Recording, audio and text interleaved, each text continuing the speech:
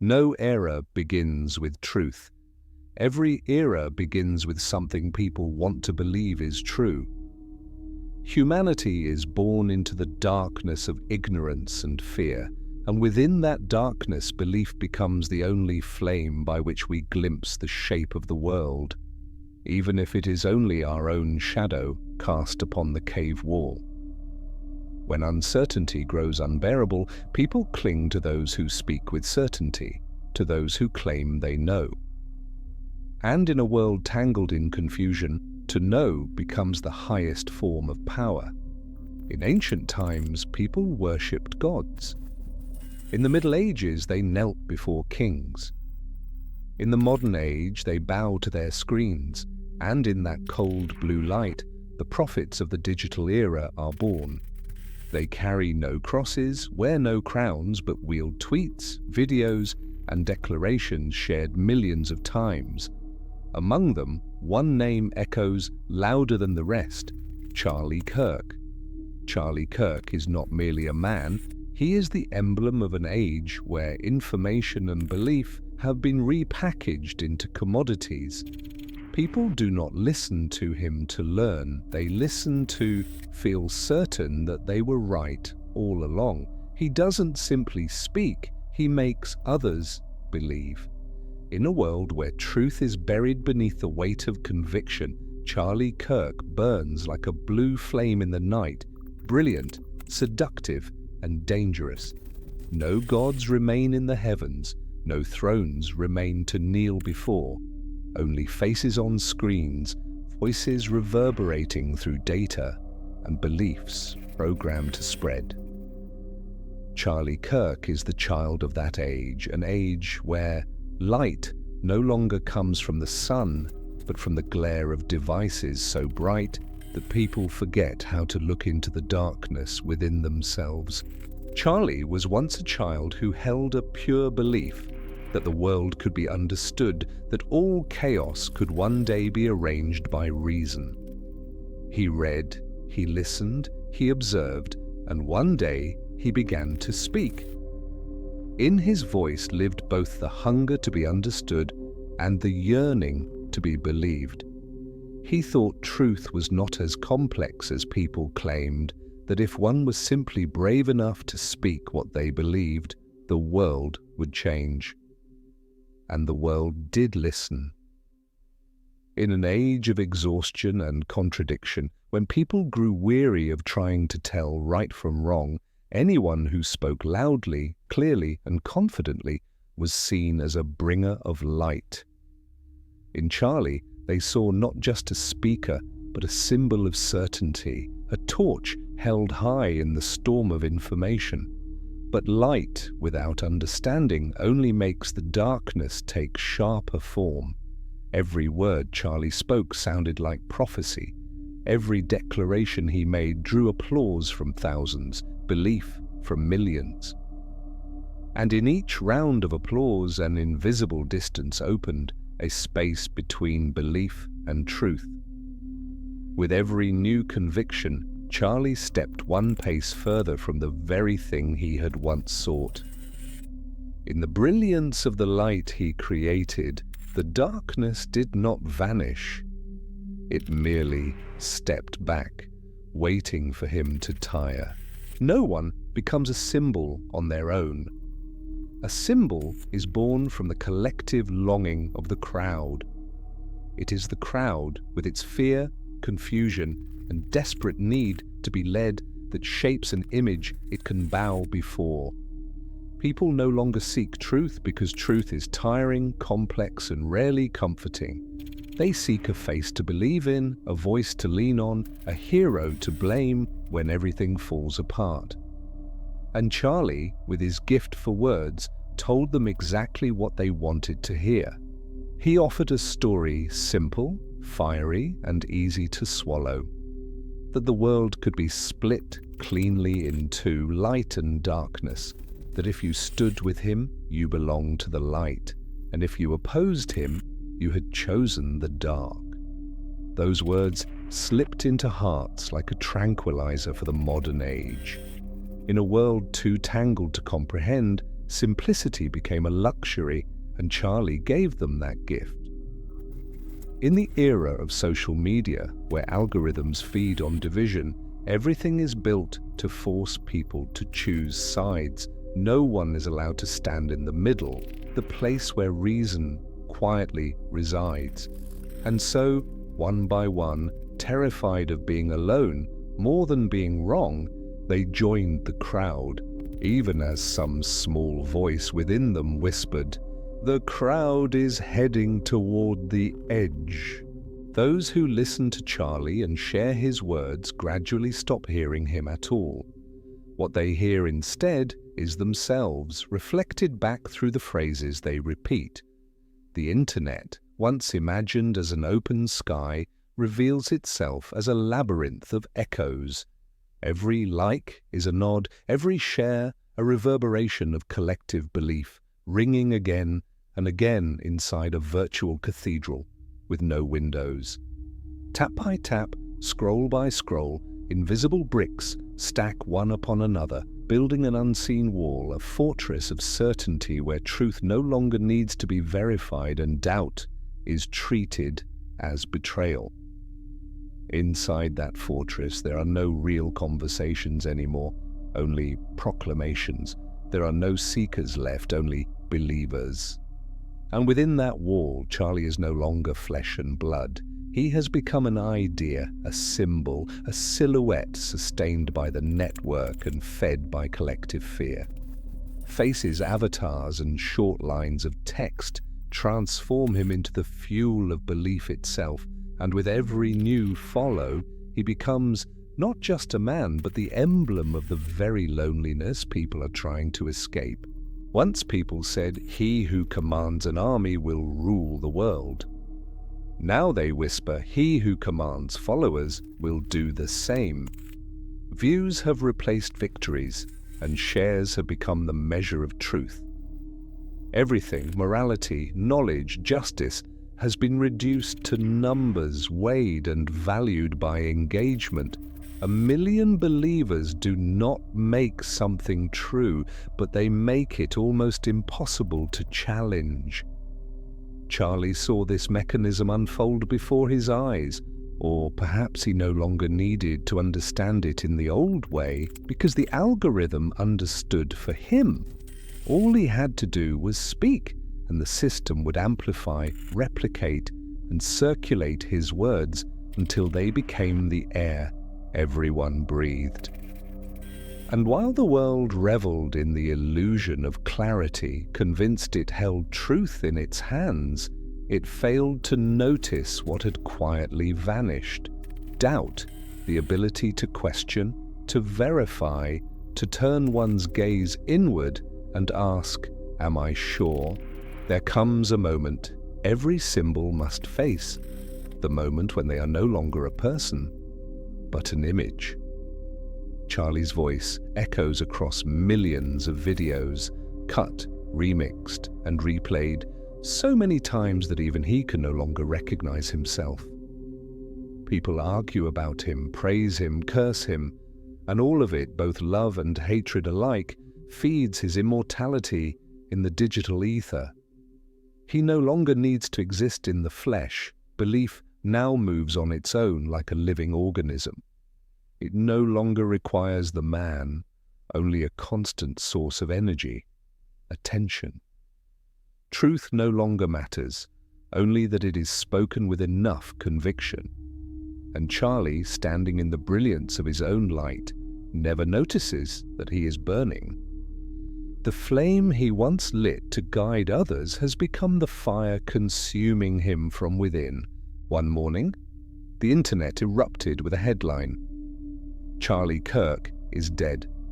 No one knew where it had begun.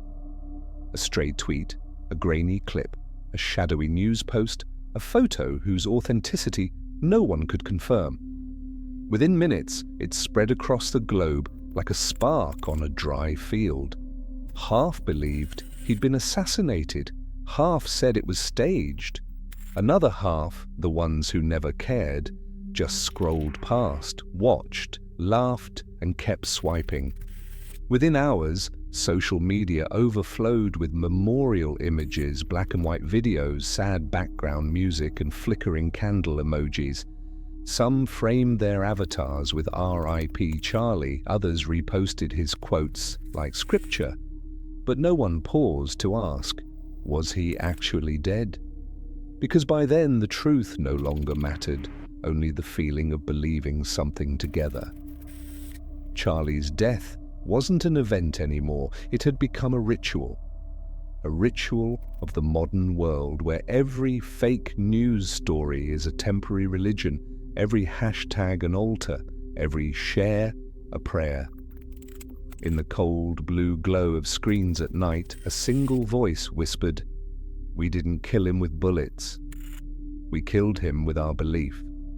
In that moment, Charlie was no longer a person, but a digital myth, a mirror reflecting the collective hunger and fear of the crowd, revealing the ultimate truth of the age. In this world, belief can kill and resurrect anyone without their ever needing to be there at all. After the rumored death of Charlie Kirk, the world did not stop. On the contrary, it roared to life with even greater force. One channel debunked, another analyzed, one platform mourned, another mocked. Every person, every group, every algorithm stirred the storm, each claiming to shape what they called the truth. But truth was no longer found, it was manufactured. It was cut, edited, scored, given click-worthy titles, optimized with keywords, boosted with ads, and released like a content product on the endless assembly line of the digital world. Truth had become a commodity, a format, an experience engineered to make people feel as though they were being enlightened. No one asked anymore, "Is this true?" They only asked, "Will this go viral?" And so, quietly, the world stepped into the age of industrialized truth, where belief is mass-produced like consumer goods, and truth itself is no longer the goal of knowledge, but the byproduct of the algorithm. There is no longer any need for prophets, no need for saviors. Belief now has its own algorithm, a system cold and impersonal, yet more intimate with human psychology than any philosopher who ever lived. It selects what will anger us, excite us, addict us. It does not distinguish right from wrong. It does not care about justice or knowledge. It measures only one thing: engagement. When Charlie spoke, he made millions believe. When he fell silent, the algorithm spoke for him. His voice was multiplied, cut apart, remixed, and spread so widely that even he, if he were still alive, would no longer recognize himself in the cacophony. He was no longer a storyteller, but raw material for the system, a self-replicating symbol that no longer needed the hand of its original creator. In this world, there is no need for a savior, no need for a prophet, not even a need for a person. All it takes is a clever enough formula, one that can turn emotion into merchandise and transform belief into an automated process. On the internet, anyone can become the next Charlie Kirk. All it takes is a camera, a microphone, and a simple story. The world is no longer short on intelligence. It is only short on people who speak with certainty. These digital prophets spring up like mushrooms after the rain, each with their own truth, their own religion, their own small congregation of believers. They sell belief in exchange for attention. They sow fear in exchange for power.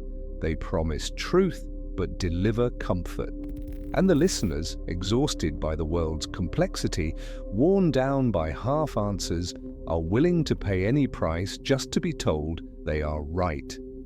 In this virtual realm, there are no thrones, no crowns, only the right tone at the right time. And the algorithm will do the rest, turning you into the next icon. No emotion spreads faster than anger. The media knows it, the algorithm knows it, and the famous faces, the ones who live on attention, know it too.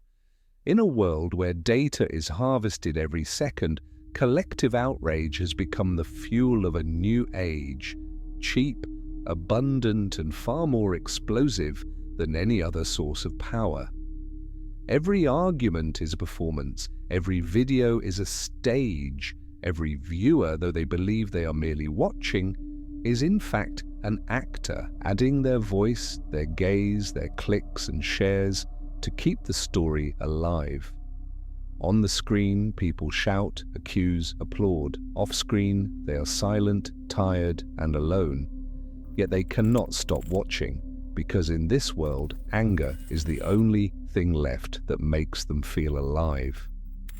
And for one brief moment, amid the deafening noise of social media, rage becomes the universal language, a new faith in which people no longer pray for truth, but for the fleeting comfort of simply feeling that they exist. When Charlie was alive, he spoke of pride and principle.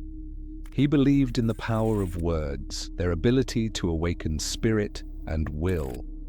But when he died, or rather, when the world believed he had, people began to speak in his place, with a fury even he might never have imagined. Those who once listened to him became disciples of anger. They no longer needed a guide, they carried their own flames now, burning fiercely, spreading rapidly, needing no one to add more fuel. His every word was torn from its context and exalted into a slogan. His every mistake was sanctified as proof of his authenticity, and when an idea turns into a faith, every disagreement becomes blasphemy. Where truth is replaced by religion, even the gentlest word can become the spark of war. In that world, Charlie was no longer the one holding the torch, he was the torch. And humanity, intoxicated by its own light, forgot that illumination, too, can burn. Once upon a time, those who dared to question were called philosophers. They did not fear uncertainty or contradiction, for they knew that only those willing to confront doubt could ever come close to truth. But today, in the religion of the digital age, such people are branded as traitors. Doubt, once the mark of intelligence, has become an act of rebellion. If you ask, how do you know that's true? They will not debate you. They will smile and say, because everyone says so. And just like that, consensus replaces truth. Collective belief becomes the measure of reality, and the fear of isolation kills the spirit of freedom faster than any tyranny ever could. In the storm of belief, where every voice must blend with the crowd to survive, silence becomes the final refuge of reason.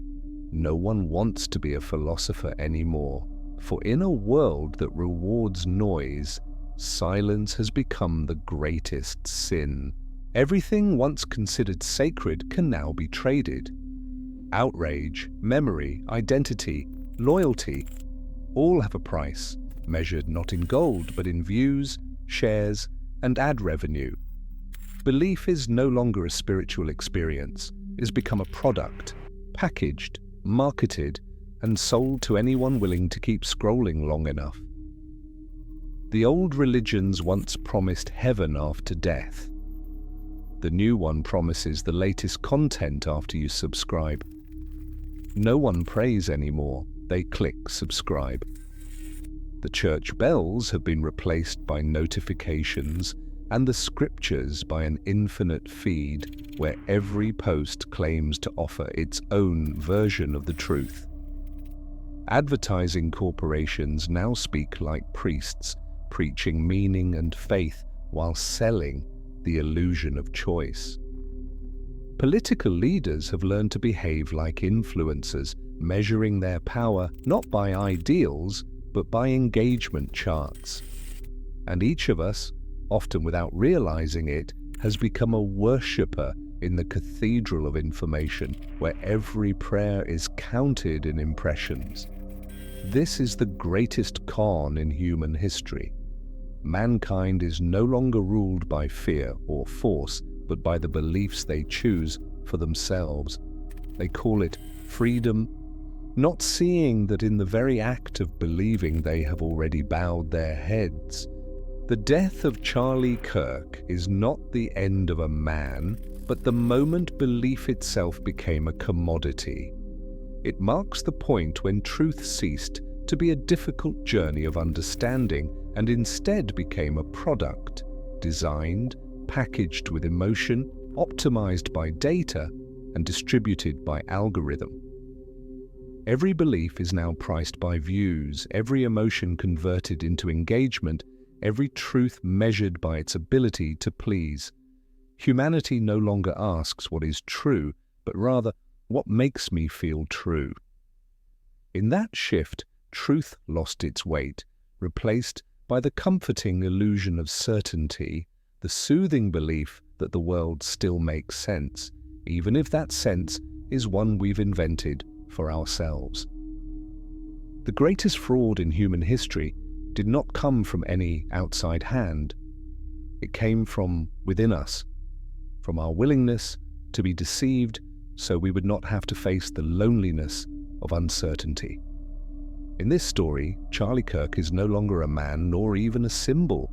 He has become a metaphor for an age in which belief is bottled and sold, truth is a subscription service, and humanity, in its desperate effort to escape the dark, has chosen to stand beneath its own artificial light and call it dawn.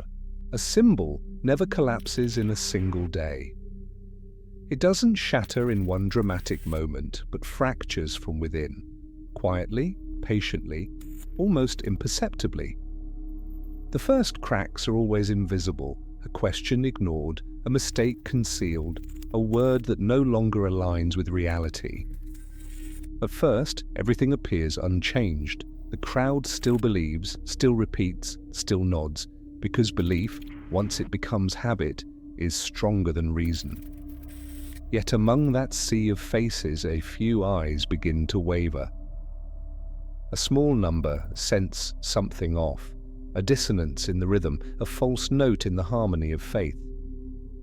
They look toward the light that once guided them and realize it no longer illuminates, it merely reflects. It reflects their faces, their desires and their fears, the very things they had unknowingly projected onto it. A religion does not die from attacks outside. It dies when it hollows out from within. It dies when believers begin to doubt but dare not speak, when prayers are recited only to keep time with an empty ritual, when the light still burns but no one truly believes it shines, and when faith turns into habit, when the lamp reflects only the hand that holds it. That is when a symbol begins to fall. Not because it was destroyed, but because it stopped being honest with the light that once gave it life. Charlie, or rather the shadow of him, still lingers everywhere. On screens, in articles, in countless clips cut, looped, remixed, and spread until the line between truth and fabrication no longer exists. Yet amid all that noise, his voice begins to fade, lost in the very world he helped create. Others speak for him, interpret for him, argue for him, quote him, mock him, praise him, until no one truly knows what still belongs to him at all. He becomes a hollow symbol, a face endlessly reproduced, a voice copied and edited so many times that each version of him contradicts the next. Like a shattered mirror, every fragment catches a glint of light, brilliant, beautiful, but distorted and no longer real. In a world where everything is recorded, where memory cannot fade and data cannot die, the only thing that truly disappears is meaning. Existence becomes infinite, but that infinity is empty. Everything is preserved, but nothing is worth remembering. Every word echoes, yet no one listens. Charlie still lives, but not as a man, only as an echo without a speaker, drifting endlessly through the digital void, replicated again and again by hands that no longer know what they are creating. He was once an ally, someone who had stood beside Charlie in the early days. Then one morning, he whispered softly, "I'm not sure. We're still right." That single sentence was enough to ignite the fury of the crowd. Not because he was wrong, but because he had dared to doubt. In a world built on absolute belief, even one question mark can make the foundations tremble. Betrayal in a faith never comes from its enemies. It comes from those who dare to ask. The digital world behaves like a church now. It has its doctrines, its rituals, its keepers of the sacred flame of conviction. And in that church, every skeptic is exiled, their names erased from rosters, their faces cut from videos, their words branded as dangerous. Yet beyond the data walls, in the dim silence outside the glow of the network, someone still whispers, "Maybe we've lost our way. Maybe Charlie never wanted it to be like this." And in that fragile moment, amid the code, the views and the roaring noise, for the first time in a long while, silence begins to sound a little like the truth. One night, a video spread across the internet with the speed of lightning. Charlie, or someone wearing his face, was speaking words that directly contradicted everything he had ever preached. The voice was identical, the eyes, the gestures, even the rhythm of his breath, so eerily real that no one could tell the difference. The world reeled, people argued, debunked, compared. Some channels analyzed it frame by frame, others used artificial intelligence to verify it. A few claimed to have found the final proof. But no one knew what was real anymore. The Great Wall of Echoes, the place where every belief had once been amplified, exploded into millions of fragments of truth. Every group, every community, every individual picked up the shard they liked best, held it tight like a sacred relic, and declared, "This is the real Charlie." And so the world no longer had one Charlie Kirk, but millions, each a reflection shaped by the believer's own imagination. People stopped worshipping the man, they began to worship the reflection of their own faith staring back at them. That is the tragedy of that age. When truth shatters, every fragment calls itself the whole. No one is wrong anymore, but no one is right either. Only countless voices shouting into a room without walls, where the echo itself has replaced the meaning. It arrived on a quiet morning, just a small, cold notification on the screen with no clear source. Charlie Kirk found dead. The world paused for a heartbeat, then detonated. Social media ignited like an invisible fire, spreading everywhere at once. Some wept, some laughed, some gloated, some mourned. Every emotion pouring into a single, unstoppable torrent of data. But soon, the funeral became a festival. People raced to upload tribute videos. Channels spliced together, documentaries, newspapers splashed headlines, brands rushed to release products bearing his name, hashtags turned into campaigns. His death became a gold mine of content, and in the middle of the tragedy, millions of people suddenly lived a little better, because even grief could be monetized. Amid the noise, a small comment drifted through the sea of words. "He's not really dead, is he? We talk about him every day, don't we?" And they were right. Charlie no longer lived as a man, but as a belief system, a living organism with no breath, no heartbeat, needing only to be repeated, shared, and believed. In that world, death is no longer an ending. It is the perfect marketing strategy. They held a grand memorial. Thousands gathered in the square, each carrying their own version of faith, their own memory of the same man. On the giant screen, Charlie's videos played again, his powerful words, his carefully chosen smiles, his most moving moments edited to stir just enough sorrow, just enough inspiration. Somber music rose, slow, resonant, as if the whole world were trying to convince itself that something sacred had just been lost. But among that trembling sea of faces, no one truly knew who they were mourning. Were they crying for Charlie, or for the idealized version of themselves he had once represented? Each tear fell for a different reason, yet all blended together into a ceremony where emotion replaced understanding, where grief became a collective ritual. In the crowd, a small boy looked up at the glowing screen and whispered, "Dad, was he a good man or a bad man?" The father fell silent, eyes fixed on the flickering light before him.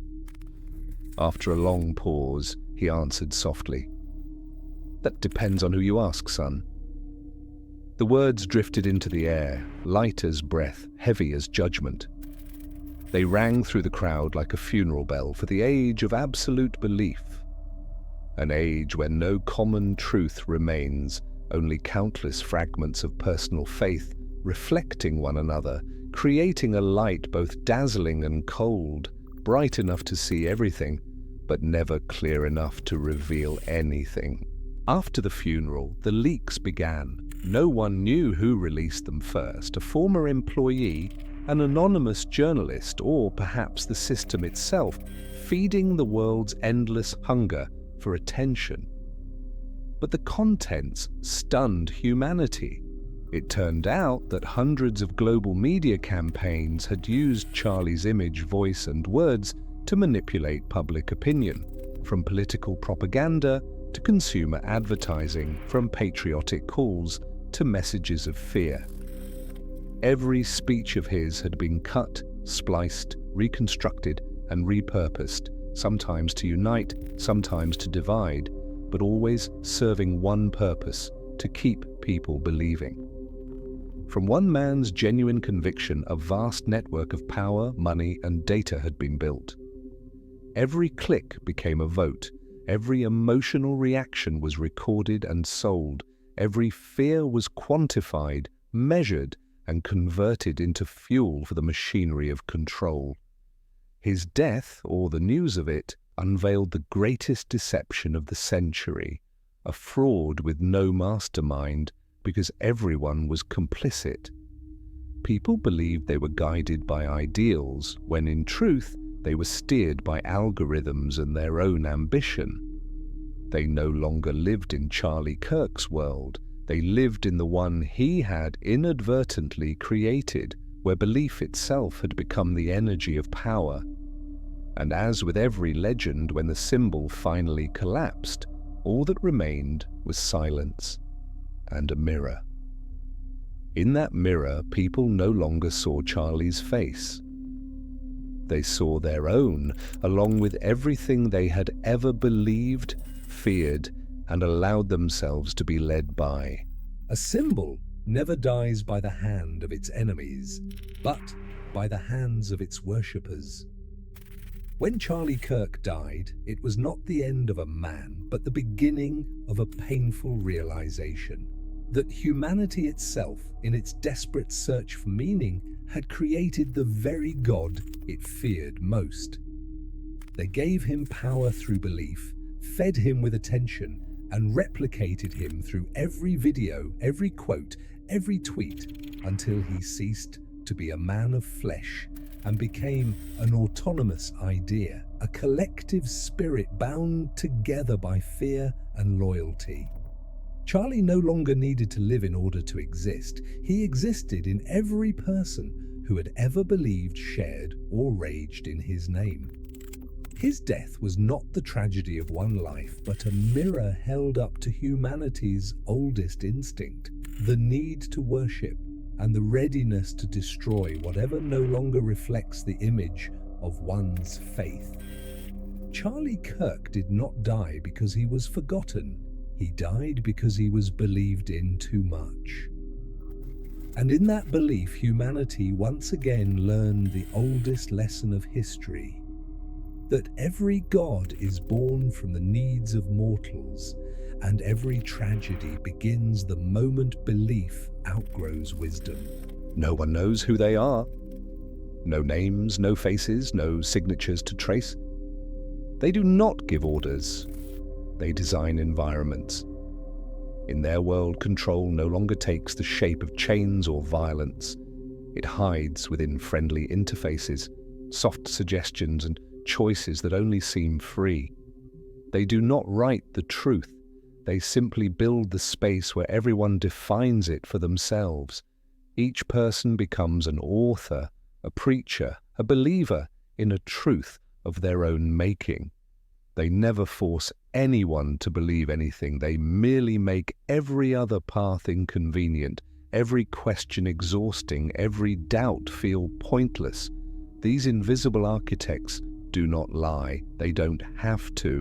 They place a great mirror before humanity and let people gaze at themselves, edit, polish, and fall in love with their reflection until they can no longer tell it apart from who they are.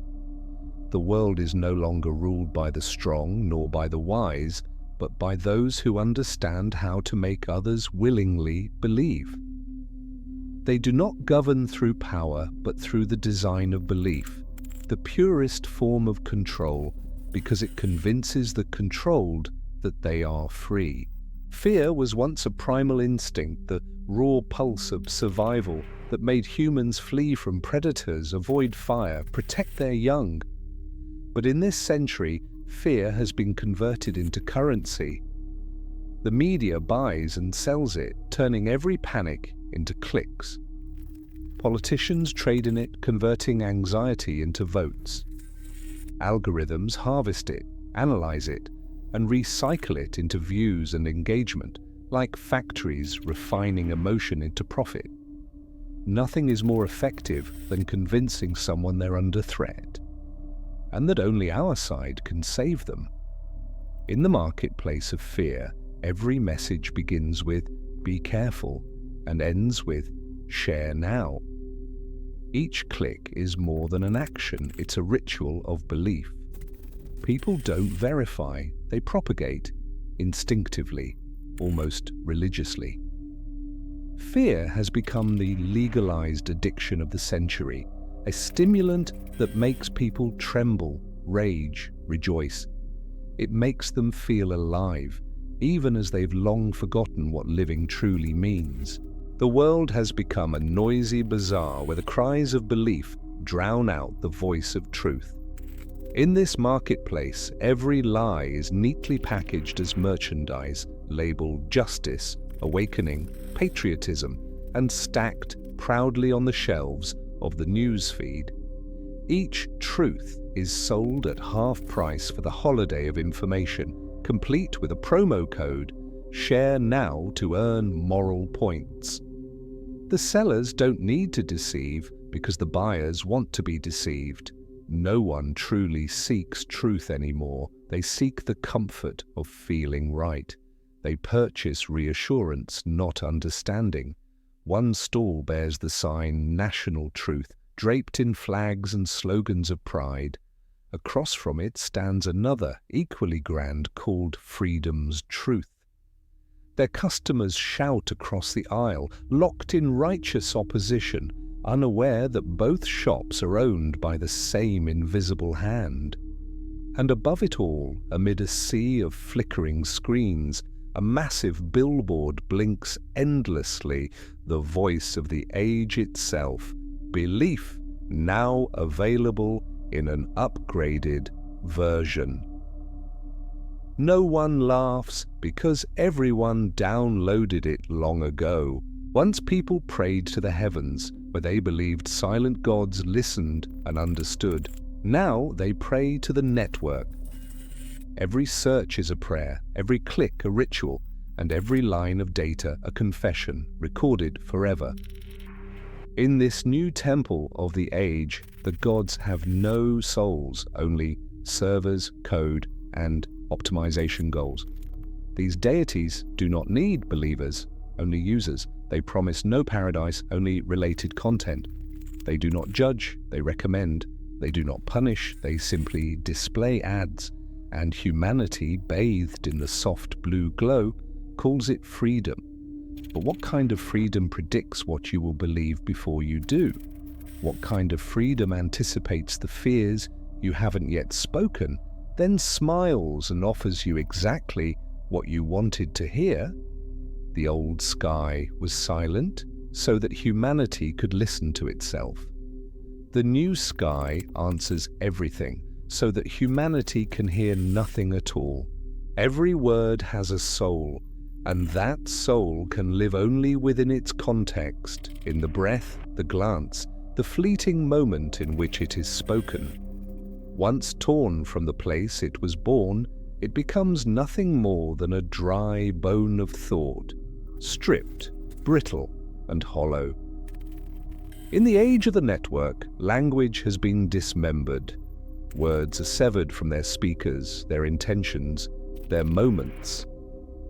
A single sentence is sliced into 10 fragments, each quoted out of order, each interpreted in reverse, and all of them shared, reposted, dissected, and analyzed as evidence.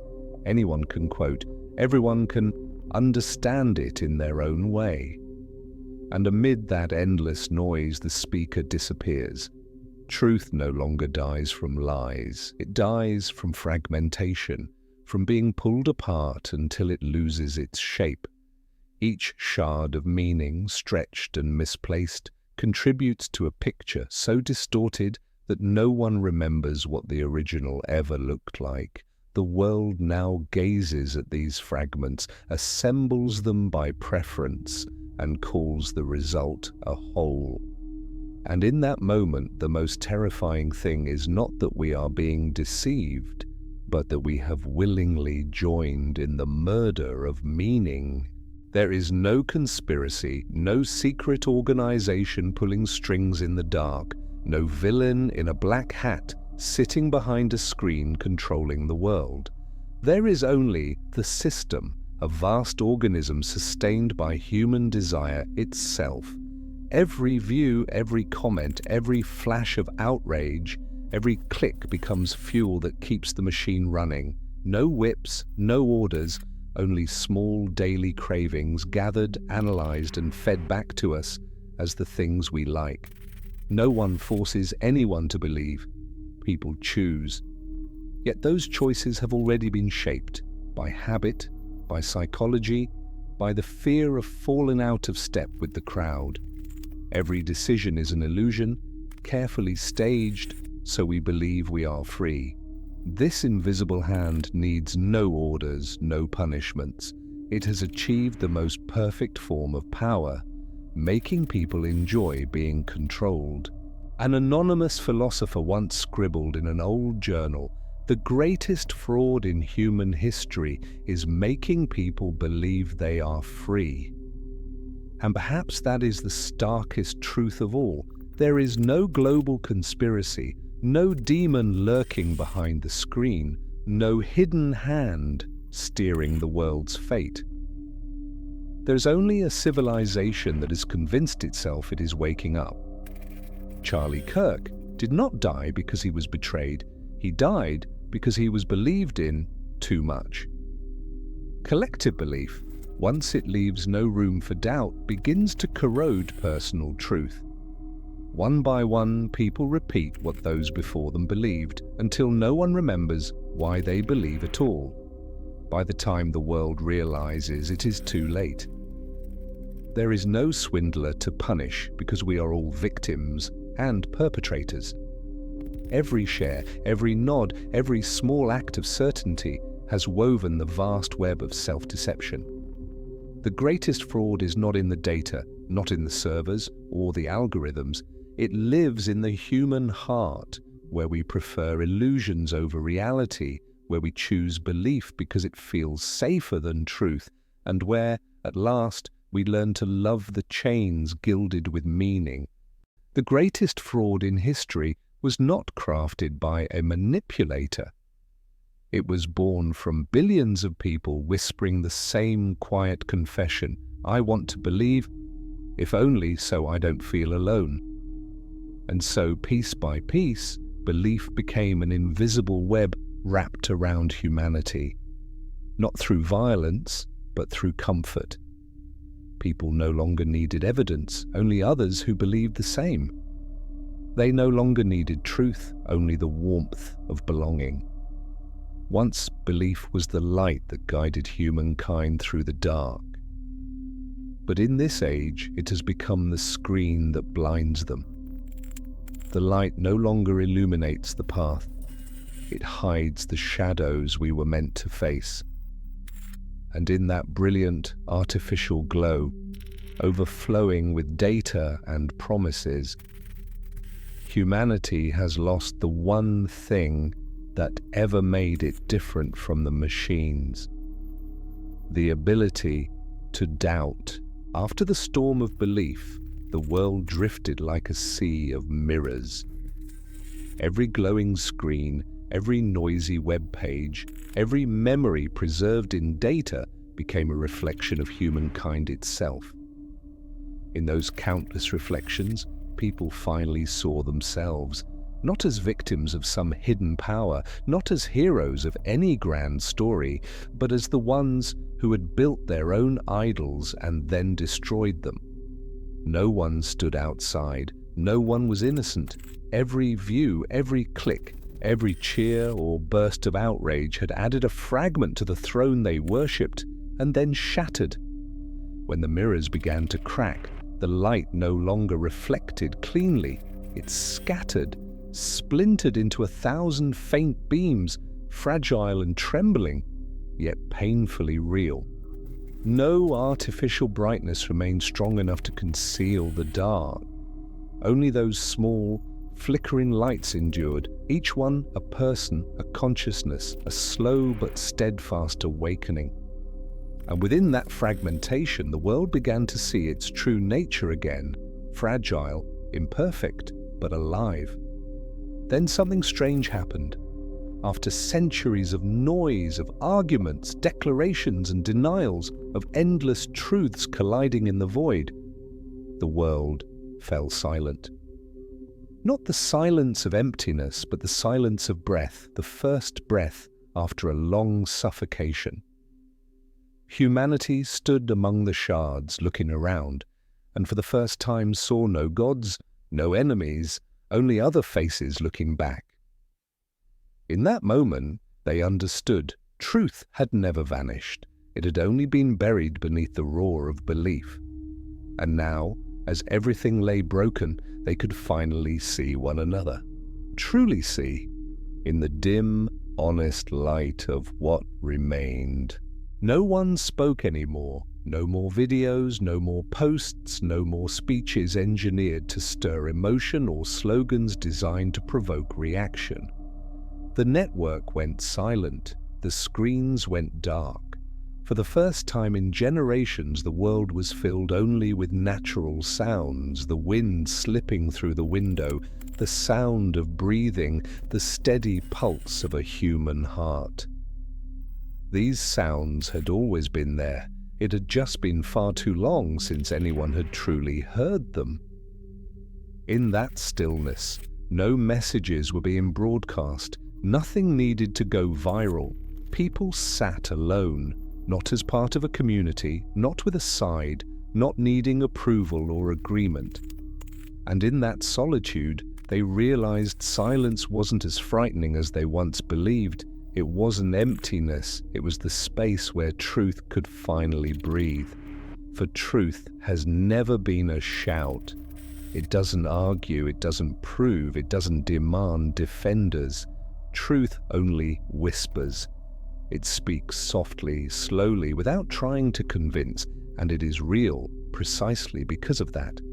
But only those brave enough to sit quietly, to stop searching for more signals, to face the echo within their own minds, can ever hear that whisper. In the silence, people no longer sought to win the conversation. They simply listened.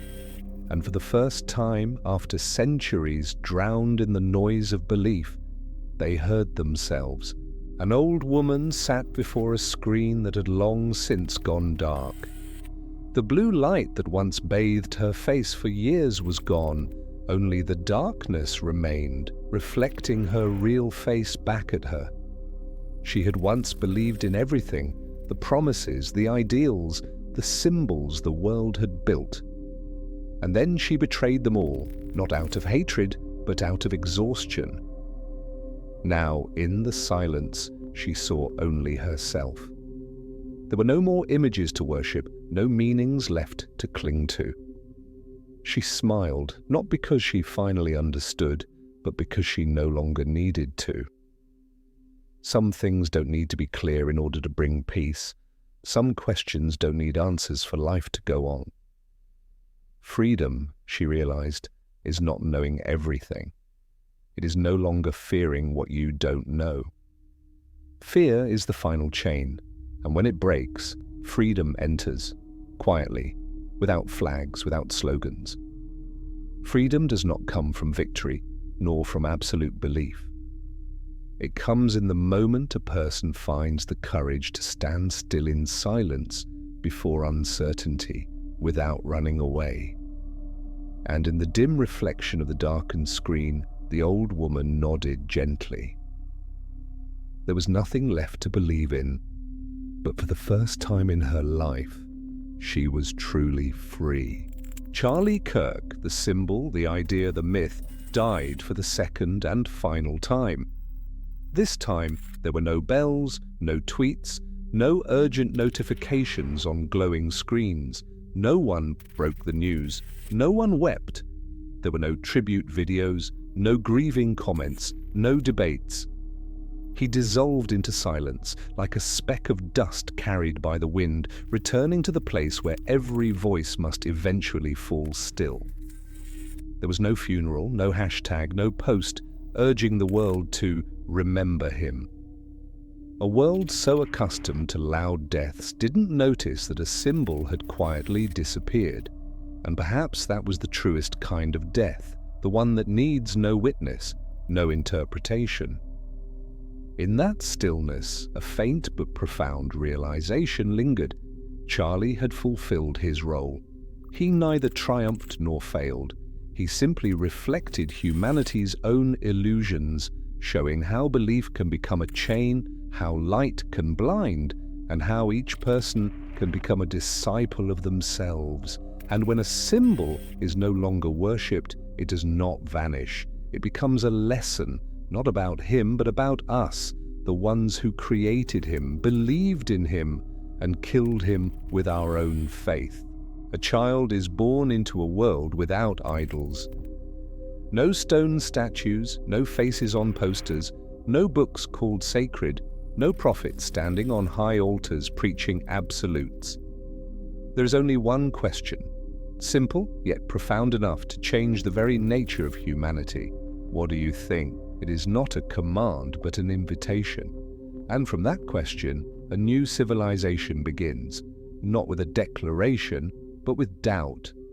The child grows up not being told who to believe, but how to ask, how to observe, how to accept that sometimes there is no final answer. It does not memorize truth. It learns to face uncertainty without fear. The world around it is no longer dazzling like the old ages, but neither is it blinded by collective illusion. Where temples and banners once stood, there are now open spaces, places where a person can finally hear their own thoughts echo back, unclouded by the voices of the crowd. Free thought is not born in the light of glory, but in the ashes of old belief. From what was once sacred, untouchable, unquestionable, only dust remains. Yet within that dust, the first sprouts of consciousness emerge, small, fragile, but real. The world no longer needs gods to show the way. It only needs people brave enough to ask questions and humble enough to listen to the answers forming quietly within.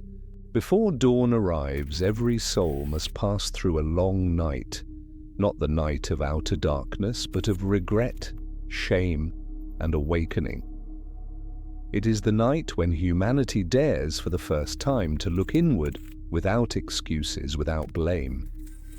In that stillness, the years replay like film, the words once spoken with absolute conviction, the ideas once shared as eternal truth, the people destroyed in the name of what's right.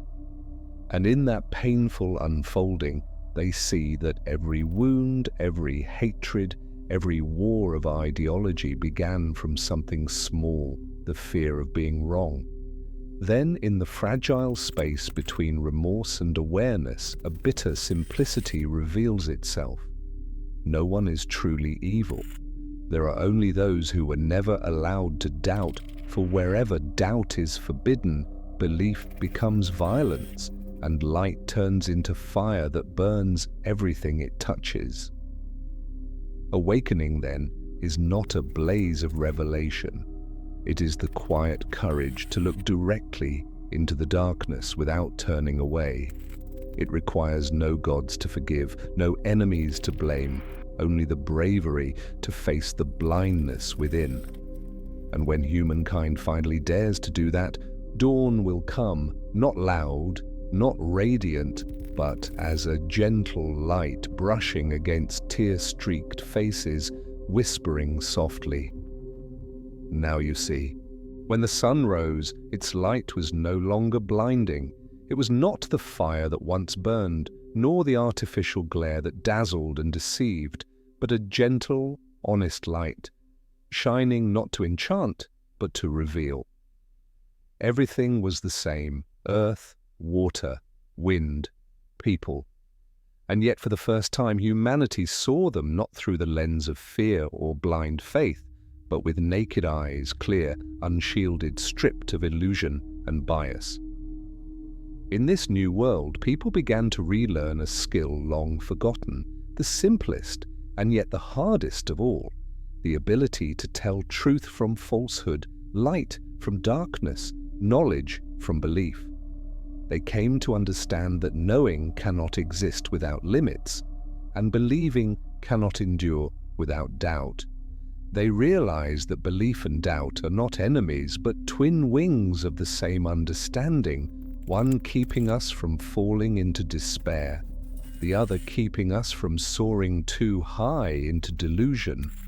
And when humanity learned to fly with both, the world, after millennia of circling idols, dogmas, and the dreams of power and truth, finally understood what true freedom meant. Not the freedom to speak, to believe, or to choose, but the freedom to see without fear. Awakening is not about understanding everything. It is the courage to not understand and still be at peace.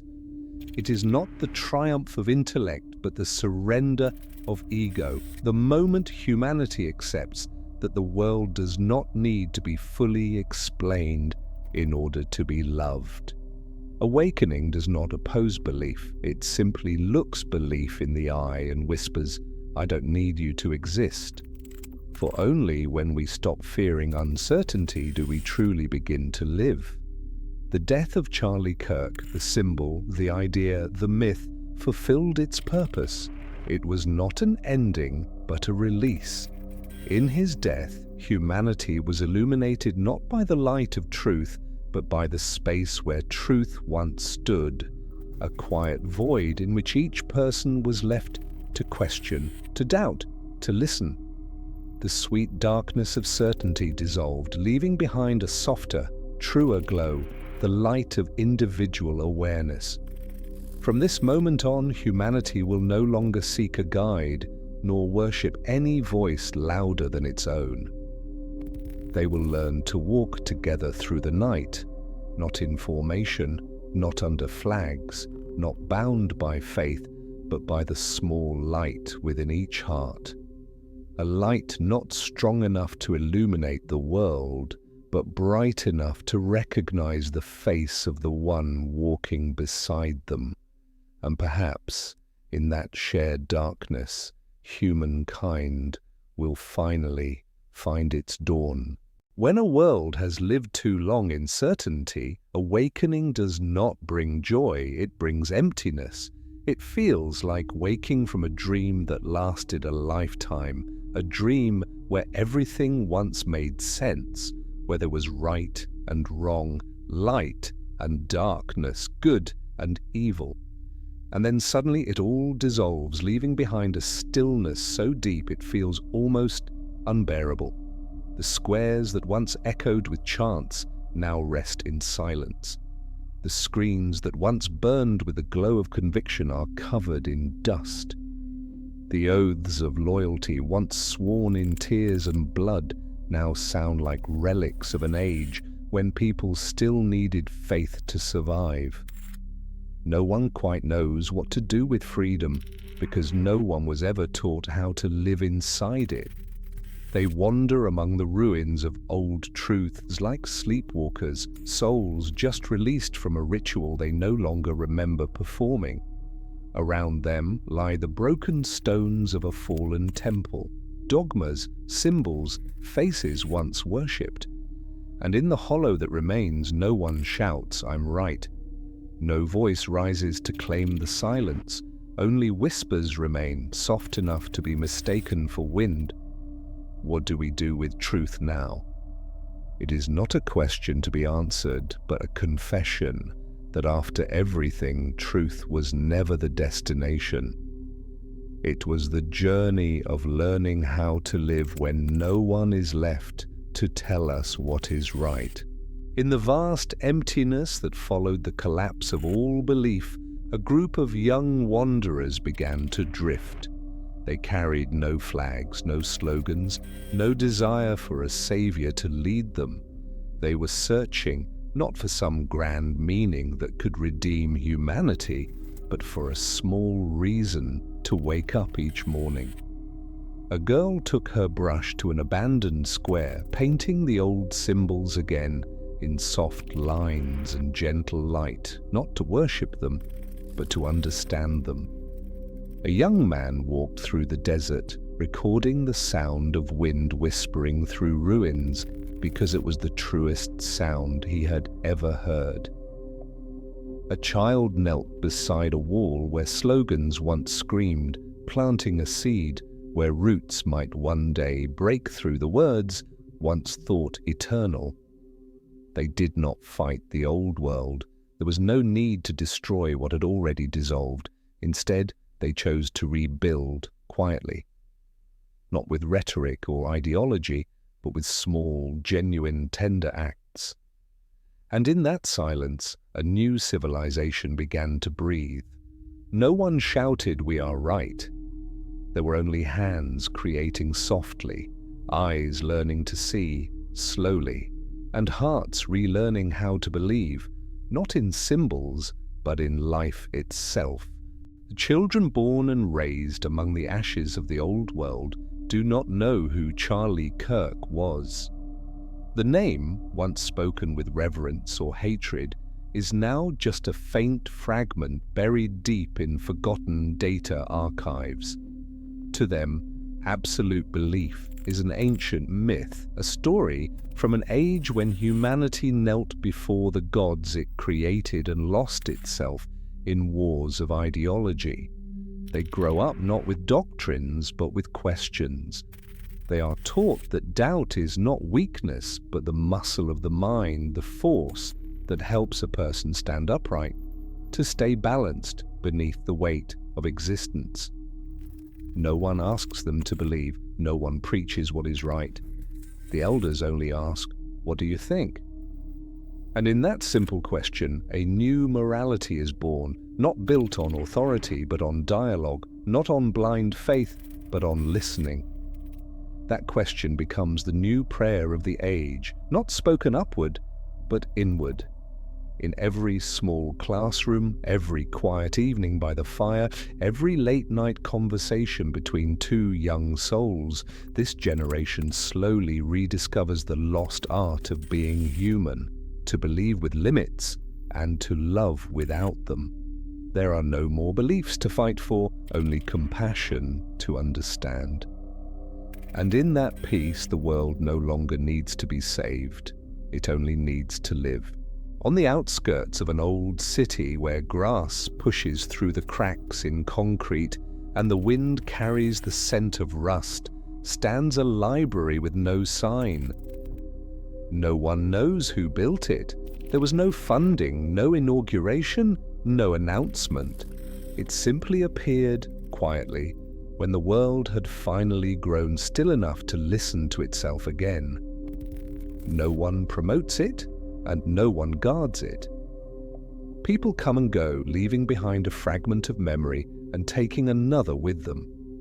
Inside, wooden shelves hold recordings, faded videos, broken shards of data, confessions, speeches that once shook the world, and the mistaken words of those who were once worshipped. Nothing is deleted, nothing is edited. Everything is preserved, whole in its distortion, honest even in its errors. People do not come to praise the past, but to face it.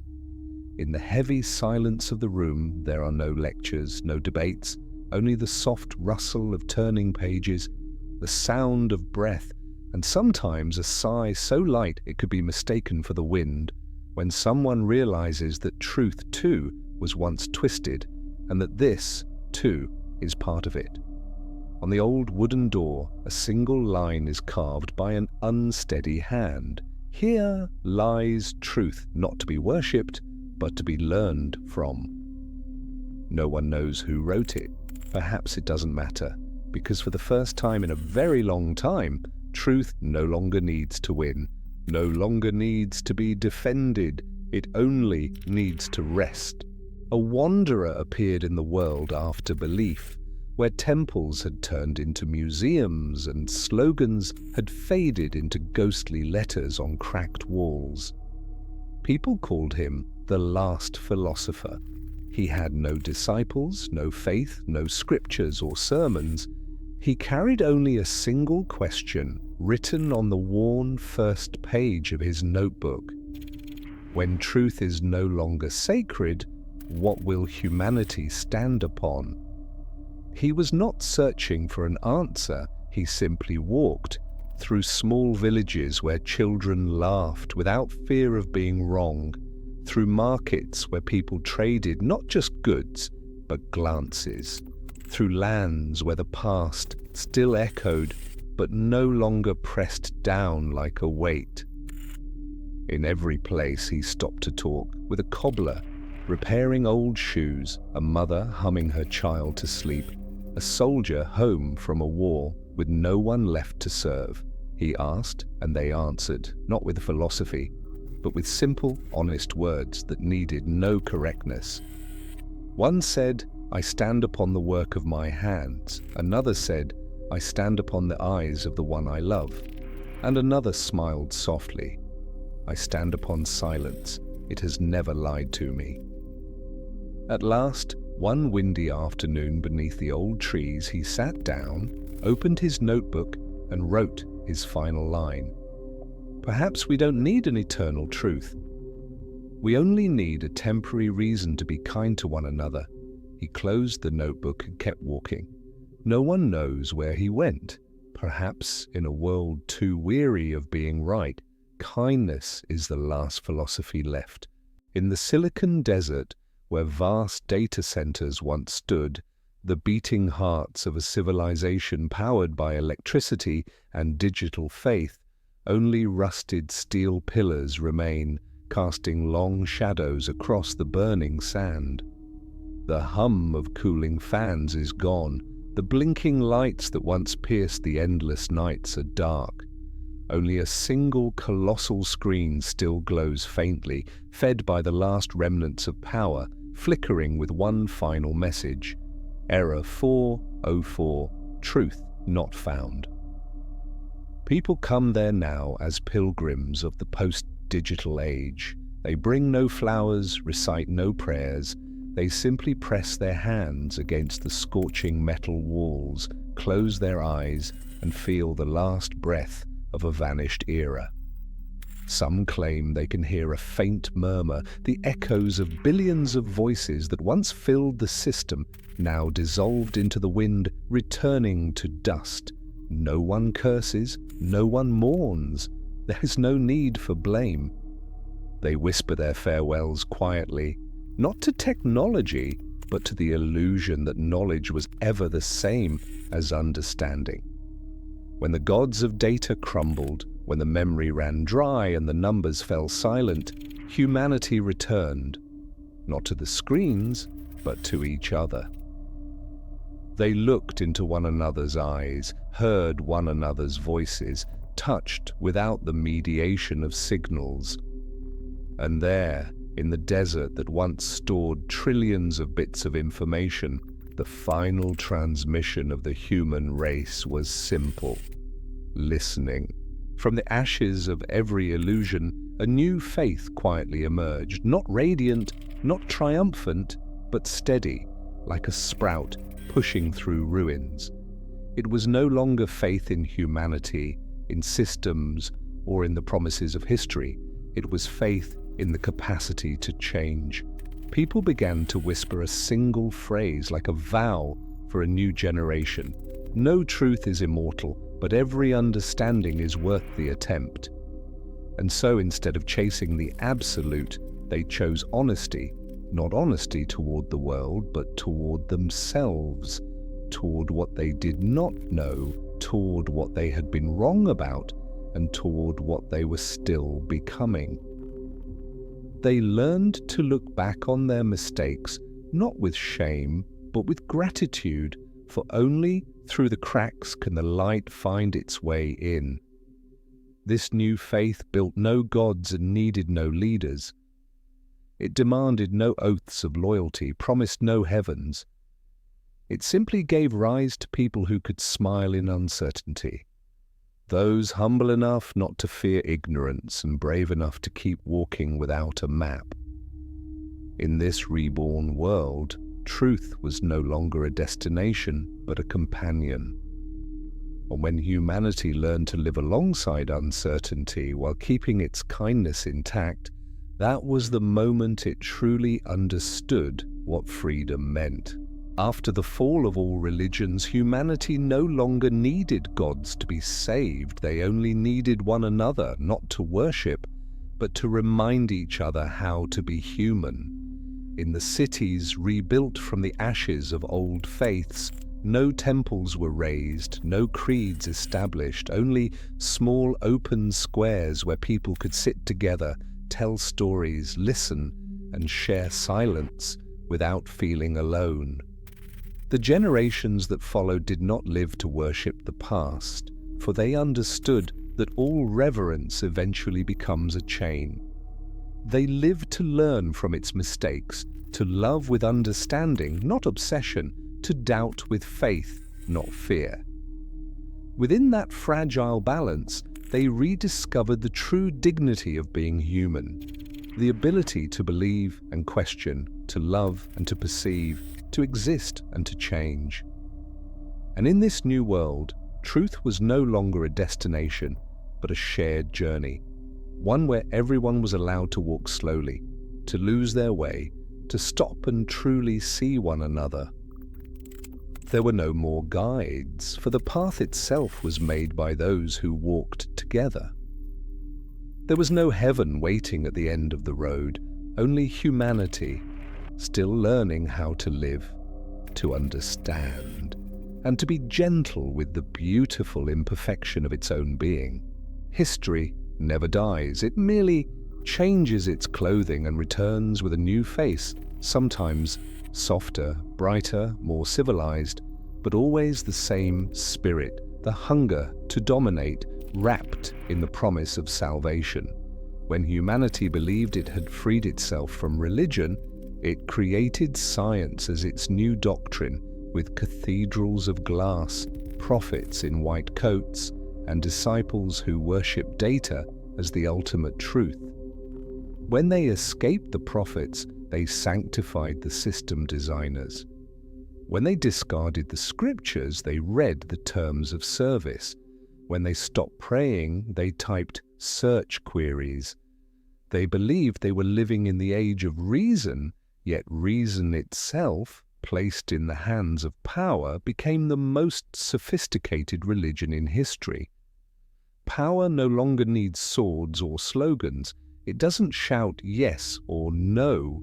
It speaks in the language of convenience through gentle prompts, through algorithms that know us better than we know ourselves. It doesn't command, it suggests, it doesn't force, it recommends. And humanity, exhausted after centuries of war, argument and confusion, nods once again in quiet agreement, not because it is conquered, but because it has forgotten that true freedom always comes with discomfort. One morning, in the new hall of humanity, its walls made of glass, its ceiling lit by clean energy, two men walked in, the politician and the priest. Once enemies in the ages past, one in the name of order, the other in the name of faith, they had waged centuries of struggle and spilled rivers of blood. But now they met again in the era of technology and renewal. No swords, no scriptures, only a handshake. The first, dressed in a simple suit, said calmly, "I will manage their bodies." The other, cloaked in ash-grey robes, smiled gently and replied, "And I will tend to their souls." They both laughed, quietly, knowingly, the laughter of men who understand the essence of humankind too well. They knew that humanity could renounce gods, abolish laws, even declare independence from all authority, but it would never endure emptiness. People cannot live without belief, it gives them meaning. Nor could they live without order, it gives them safety. That handshake, warm yet cold, was not merely an act of reconciliation, but the quiet ritual of an old order reborn. Religion and politics, after countless collapses, had found each other again, not in the church, nor the parliament, but within the machinery that governs human emotion. It was a union without symbols, without faith, sustained only by an intimate understanding of human fear. And thus the cycle began anew. Everything had changed except power. No one calls it propaganda anymore. The word is too old, too harsh, smelling of iron, ink, and the sweat of the last century. Now it has a gentler name, inspiration. The faded posters of the past have been reborn as brilliant 4K videos set to moving background music, complete with subtitles and sincere smiles. The fiery speeches of old have been replaced by motivational podcasts, spoken in warm tones with carefully measured pauses designed to stir emotion. The manifestos that once made crowds roar are now called thoughtful content, dressed in minimalist fonts and soft piano soundtracks. No one is forced to believe anymore. They want to believe, because belief makes them feel good.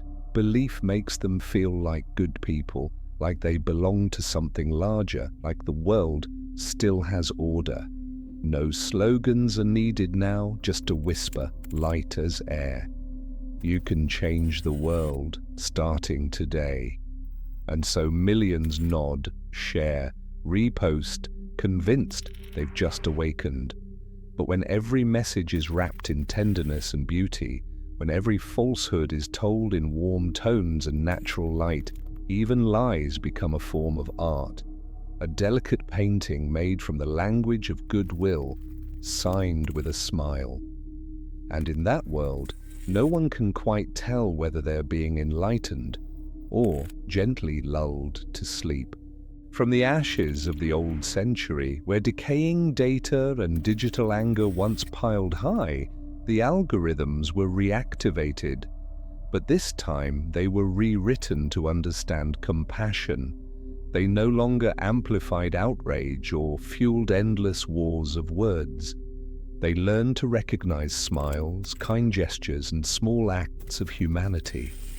And for a brief, shimmering moment, the world felt reborn. News feeds overflowed with beauty.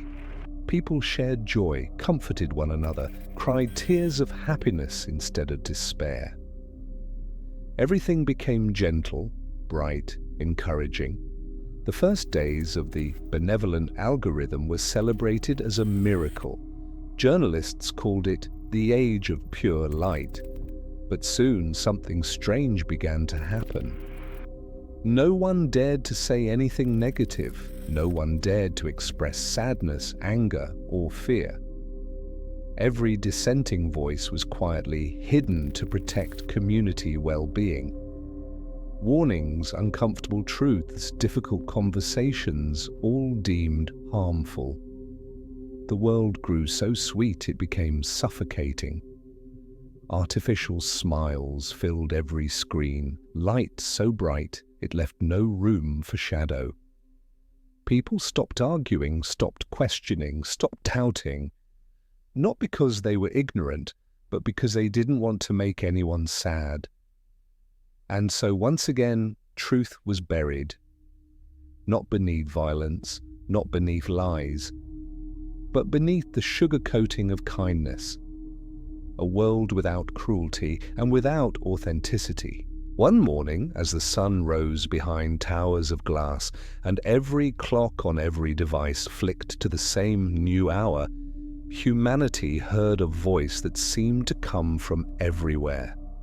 No one knew its source, no one had seen its face, no one could trace its origin. It did not speak from the church, nor from the parliament, nor from any leader's podium.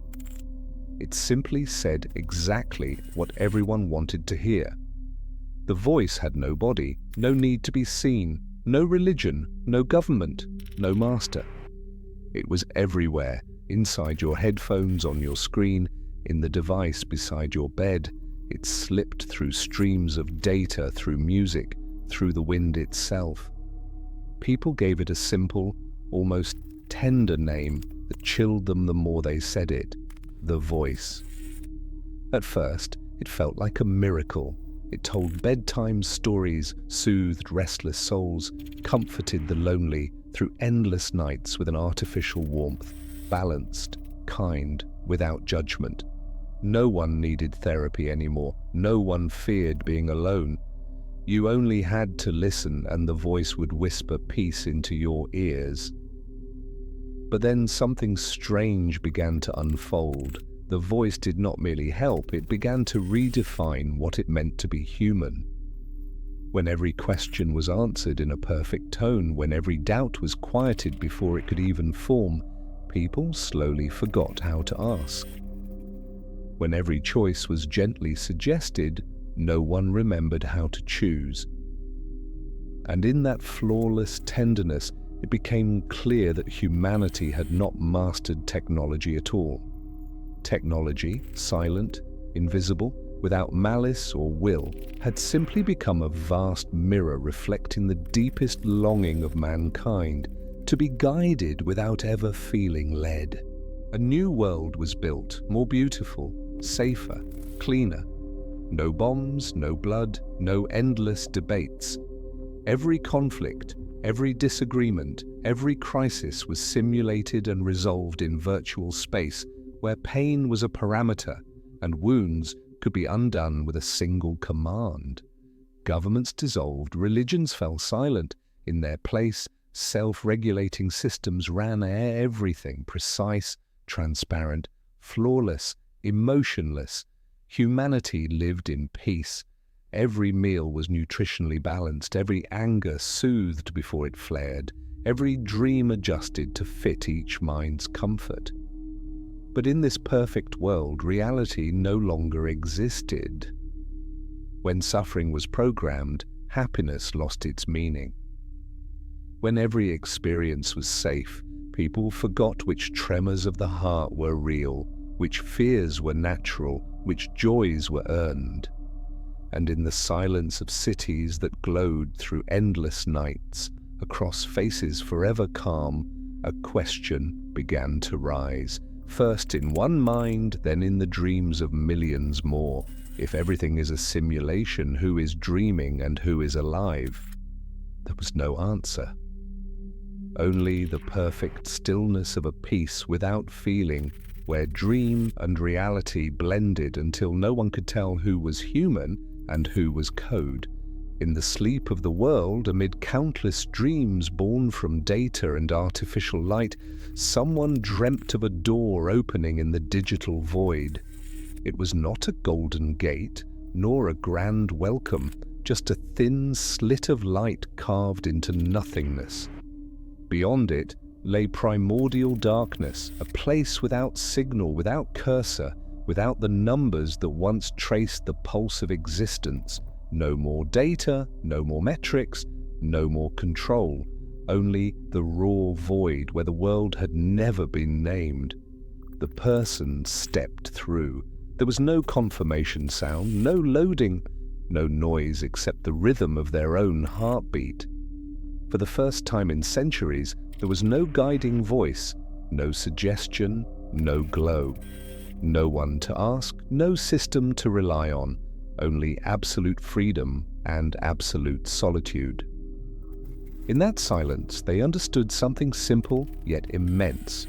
True freedom does not lie in getting what we want, but in daring to take responsibility when no one tells us what to do. No network, no algorithm, no pre-designed shortcuts. They stood alone, but for the first time they truly stood, not as a user, not as someone being led, but as a pure human being, fragile yet sovereign. And then they smiled, a small smile, light as the wind at the edge of dawn. Because after everything, after the illusions, the digital religions, the dreams of perfection, humanity had returned to where it began, itself. Power never dies, it merely changes its shape, from the crude weight of chains to the gentle tone of advice, from cold commands to kind suggestions. It learns to speak in the voice of care, wearing the mask of freedom. People obey, not because they are forced to, but because they believe they are choosing for themselves.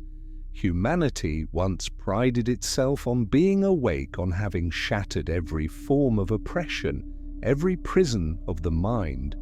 Yet each time they win their freedom, they unconsciously create a new kind of slavery, subtler, softer, and wrapped in the most comforting word of all, safety. Safety from risk, from conflict, from the terrifying possibility of being wrong. And in that perfect safety, humans slowly lose the one thing that makes them different from machines, the ability to choose even when it hurts. Thought is a weapon, but also a blade that cuts both ways. Without courage, it becomes a chain wrapped in reason. The smartest ones are often the most bound, for they know too much to believe, yet fear too much to doubt. And so, humanity returns to the beginning once again, building a golden cage with its own hands, and calling it freedom.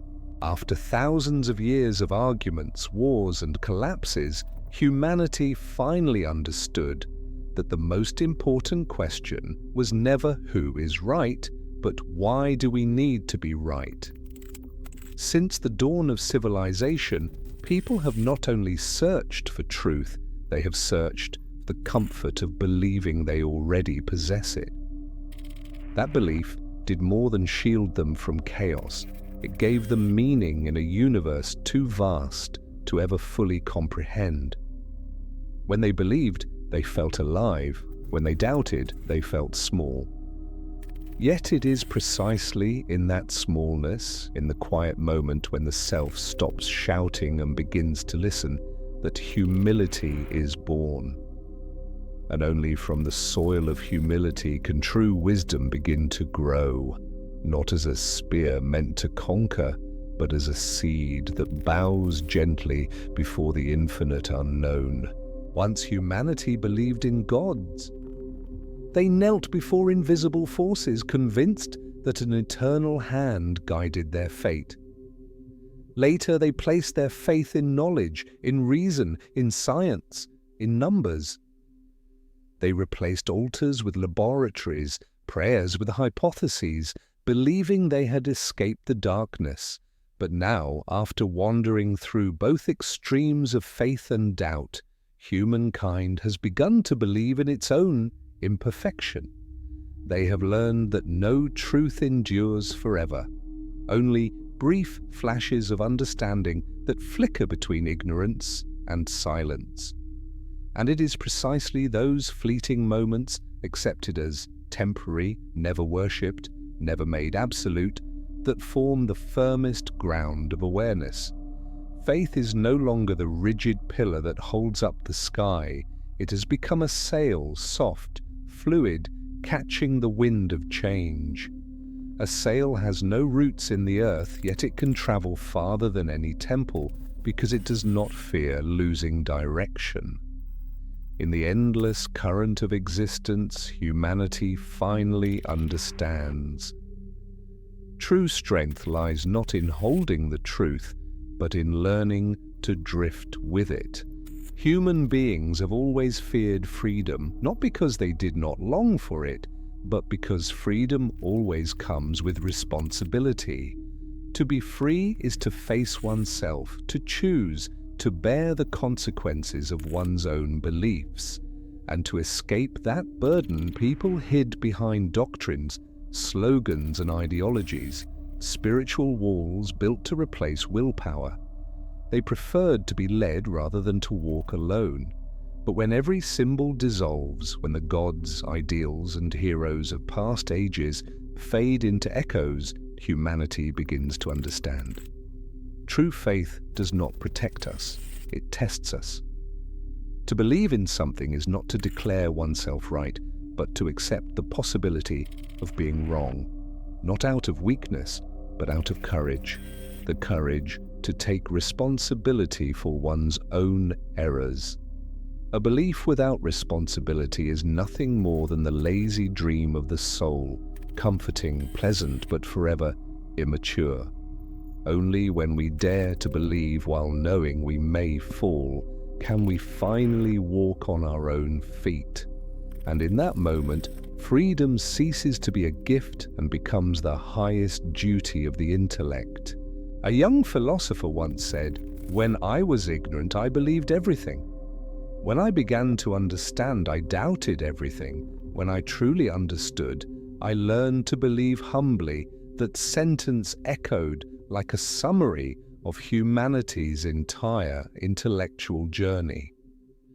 We began with blind faith, grew through bitter doubt, and only after walking long enough along both shores did we find balance, where belief and doubt no longer oppose each other but coexist in harmony. Doubt is no longer the enemy of faith, but its most honest companion. It is doubt that keeps faith from turning mad, from hardening into dogma, from declaring itself absolute. And it is faith that keeps doubt from collapsing into despair, from freezing in the cold emptiness of meaninglessness. Between those two extremes, between light and shadow, between certainty and confusion, the human mind walks, trembling but beautiful.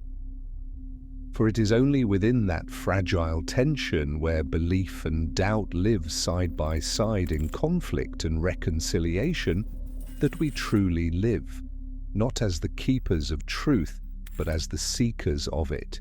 After centuries spent chasing truth through revolutions, doctrines, and systems, humanity finally reached the threshold of omniscience. Every question could be answered by a machine, every mystery simulated, every truth neatly stored within endless clouds of data. There were no more secrets, no more enigmas, only sequences of symbols reflecting a world that had been completely decoded. And then, in the midst of that all-knowing silence, a child asked, If we already know everything, is there still a reason to live? The question hung in the air, light as dust yet heavier than the universe itself. No one could answer, not because they lacked information, but because they suddenly understood what knowledge could never define. Meaning does not live inside knowledge, but within the journey of seeking it. Life is not the state of knowing, but the heartbeat that exists between moments of uncertainty. When humanity stops asking questions, when wonder is replaced by certainty, the universe stops listening. Not because it is silent, but because no one truly calls its name anymore. And in that stillness, mankind realizes that it is the space of the unknown where life itself begins. No longer were there temples or scriptures. Humanity left behind the walls of doctrine and returned to the forests, the sea, the wind, the rain, the oldest sanctuaries of the universe. They sat in stillness, without prayer, without analysis, without the urge to name what they felt. They simply listened. In the sound of falling leaves, they heard the silence of creation, a silence not of emptiness, but of a meaning too vast for words. In the rhythm of their own breath, they sensed the cycle of existence, in and out, birth and decay, arrival and departure, all flowing together in a wordless dance no system could ever program. And in the fragility of their bodies, they realized that truth does not need to be proven. It only needs to be felt. From that realization, a new faith emerged, unwritten on stone, unstored in clouds, unspoken by language. It is not we who possess the world, it is the world that borrows us to understand itself. And in that moment, humanity ceased to be the center of the cosmos and became instead a single breath in its endless symphony. In the centuries before, humanity lived in a divided world, believing they had to choose between light and darkness, right and wrong, faith and doubt. Every philosophy, every religion, every war was born from that choice. But now, weary after millennia of judgment, they have come to understand something simple. Light only has meaning because darkness still exists. Faith is no longer the enemy of doubt, it embraces it. Like dawn embracing the night, not to erase it, but to transform it. Darkness doesn't vanish, it softens, dissolving into gentle light, like a wound that heals but leaves a scar to remind us that pain once was. In that moment, humanity stopped trying to be perfect. They no longer feared their flaws, their mistakes, or their contradictions. They learned to love even the parts of themselves that falter, for it is there that wisdom and compassion are born. And so, after centuries of fleeing the dark, humankind finally learned to sit with it in peace. A monk bent down and wrote in the sand with his finger, "Truth does not stand still. It flows, like water, like time." Then he smiled, watching the wind slowly erase the words, as if their disappearance itself was proof of what he had just written. Truth is no longer a stone carved for eternity, not something fixed for people to kneel before. It is a boundless river of understanding, flowing through generations, through minds, through hearts. Sometimes clear, sometimes murky, but always in motion. Each person can only touch a single drop of that river, small and fleeting. Yet when all those drops flow together, reflecting the same sky, they become the sea, and that is truth, belonging to no one, possessed by no one, defined by no one. It exists only in sharing, in the current between ourselves and the world. Each of us is a part of it, and for that reason, no one holds truth. Truth simply lives through all of us. Faith is not certainty. It is the art of living with uncertainty. It does not demand answers. It teaches us how to find peace within the question.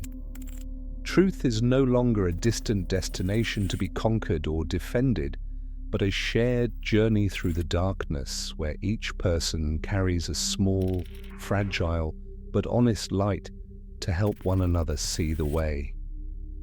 When humanity stops trying to own truth, stops seeing itself as the keeper of what is right, and instead becomes a part of truth, a fragment in the infinite mosaic of understanding, the world ceases to divide between believers and doubters, between winners and losers.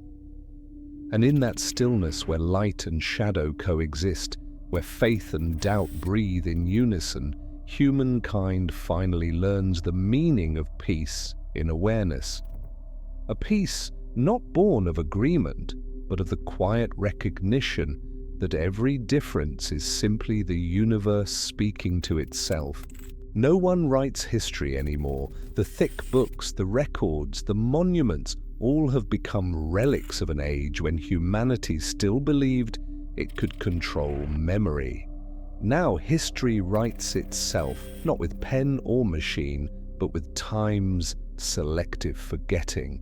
It erases arrogance, keeps what was gentle, and lets the rest dissolve into silence.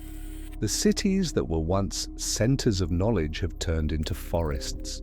Among the ruins of libraries, vines climb through broken windows, birds nest inside rusted servers. Moss-covered screens lie still like ancient stones, and sometimes when the wind passes through, a faint flicker of light appears, brief and trembling, like memory trying to retell the dream of humankind. Children play among the ruins, running over the fallen bricks, laughing in the shadow of what was once a civilization of noise and belief. They do not know that this was a place where people once argued, prayed, and crowned themselves the center of the universe, and because they do not know, they are not afraid.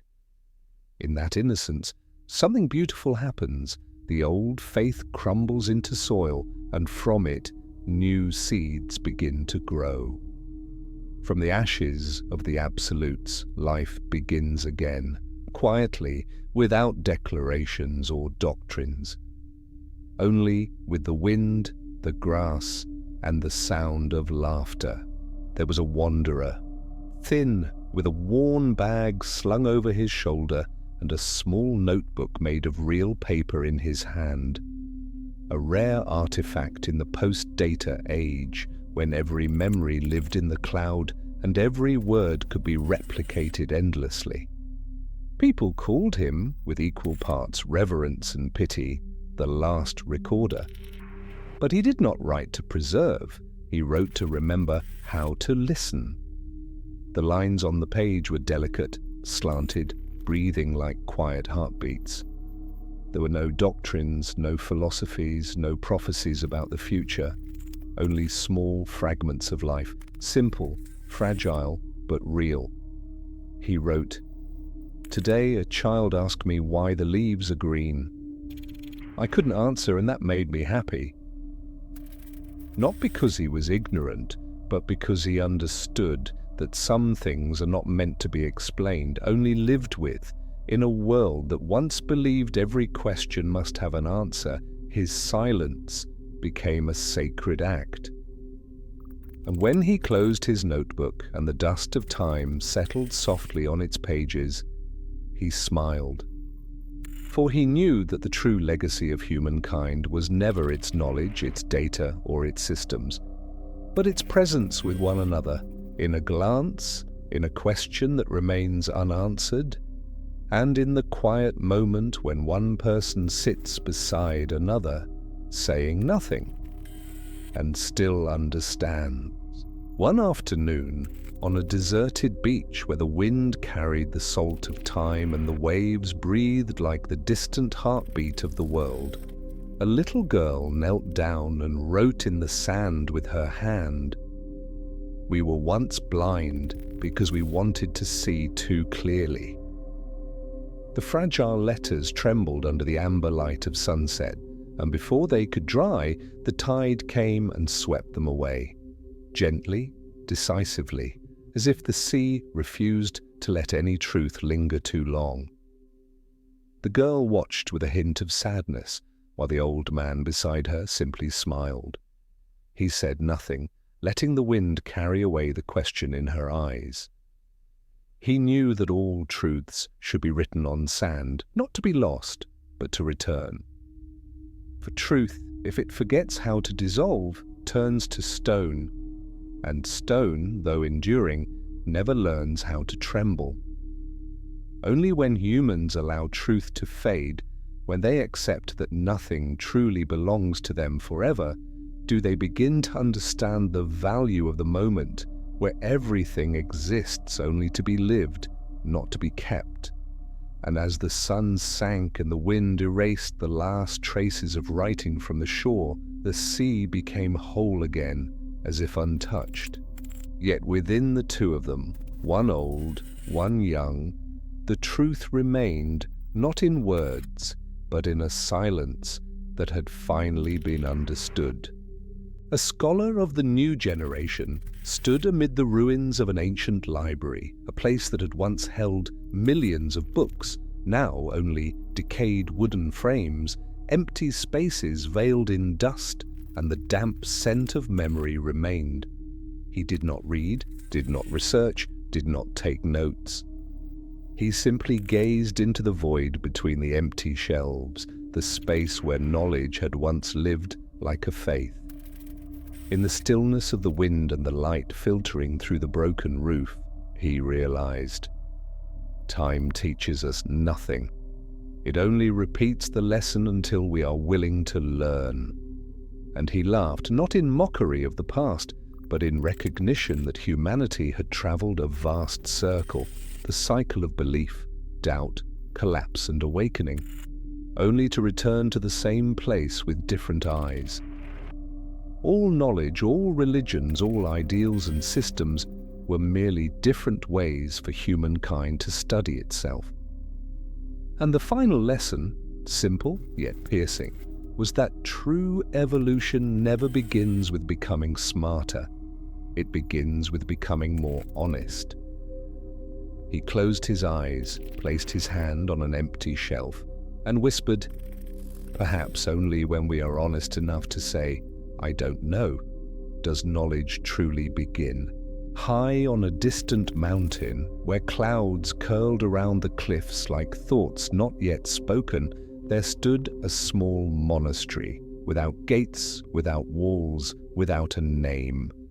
Those who came brought no titles, no identities, no boundaries between seeker and teacher. For here there was nothing left to teach. Each morning they sat in stillness, sharing a bowl of water, watching the mist dissolve slowly on the stone roofs.